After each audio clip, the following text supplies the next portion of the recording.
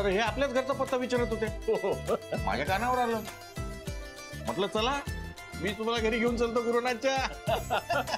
ते मला बघून चक्रावूनच गेले नाही. अगदी एकदम बढिया केलं बघा तुम्ही.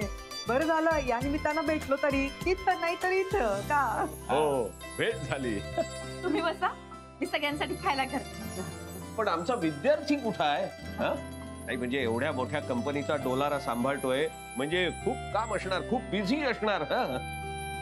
पण भेट झाली असती तर बरं वाटलं असतं नाही. अहो घरी येण्याची काही काळ वेळ नाही. काम भरपूर असतात ना. असणारच.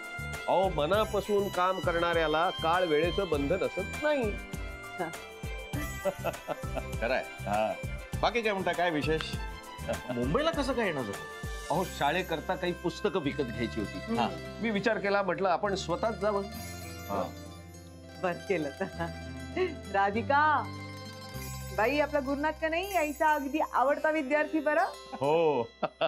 नेहमी म्हणत किती अभ्यासू किती प्रामाणिक आहे बरं तुमचा लेख बाई. कसली चापलुसी नाही की कसला खोटेपणा नाही. नाही हो. आणि हुशार आणि प्रामाणिक. बर तुम्ही बसा मी आले. राधिका बाकी गुरुजी काय म्हणतो कळमेश्वर? कळमेश्वर एकदम बढिया. आई आपल्या माणसाचं कौतुक असं ऐकताना किती छान वाटतं नाही. सगळ्यांसाठी पोहे करते. हो चल मी मदत करते. अहो नाही हो देसाई. हो तुम्ही या ना ऑफिसला या ना बोलूया आपण.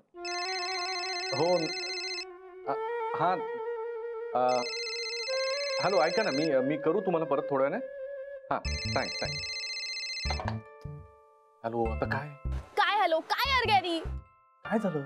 काय झालं की तू कोणाची बॅग उचलून आणलीस इकडे? यात माझे कपडे नाही आहेत. सगळं ओल्ड फॅशन आहे. साडी काय आणि ती चप्पल काय घाणेरडी. या काय आहे सगळं? हॅलो बोल ना काहीतरी. डोंट टेल मी की तू मला कटवून त्या गुड फॉर नथिंग साठी शॉपिंग करत बसलास.